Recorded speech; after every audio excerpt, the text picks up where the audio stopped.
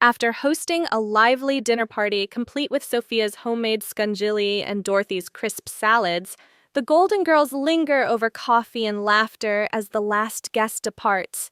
Sophia, ever the gracious caterer, insists on cleaning up immediately, but a sudden twinge in her chest catches her off guard.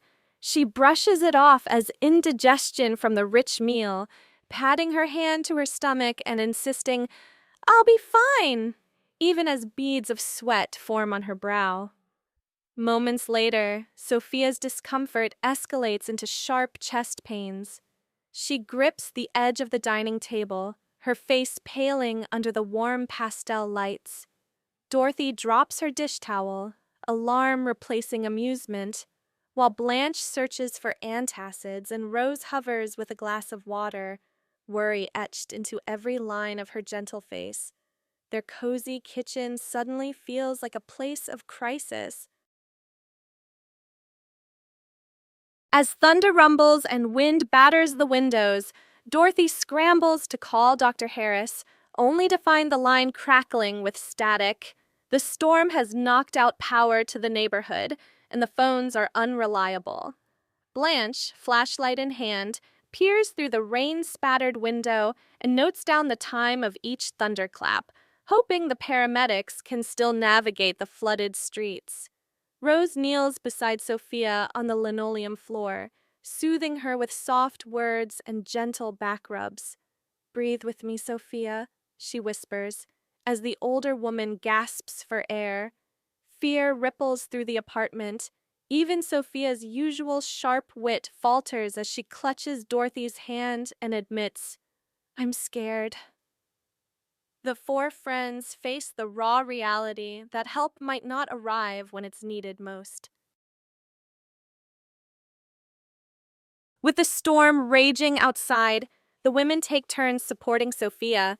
Dorothy paces the hallway, phone to her ear, pleading for any ambulance crew to break through.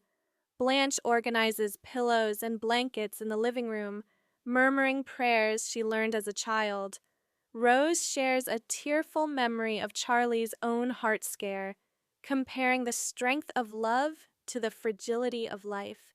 Sophia listens, tears glinting, as each friend reveals her deepest fear of loss.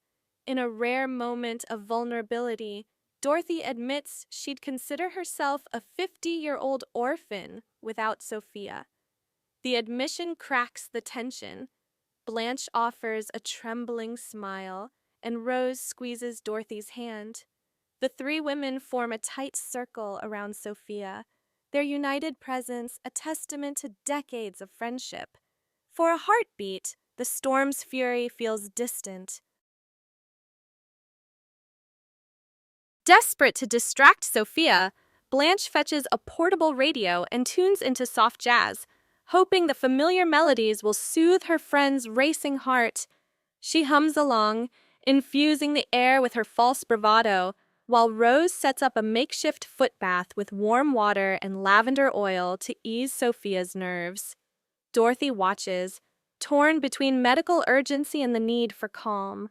Sophia, soothed by the gentle rituals, manages a weak chuckle at Blanche's off-key humming. She remarks, "You'd sing at my funeral, I know it." The moment of levity binds them closer, reminding each woman that humor can be as healing as any remedy, especially when facing life's most frightening uncertainties.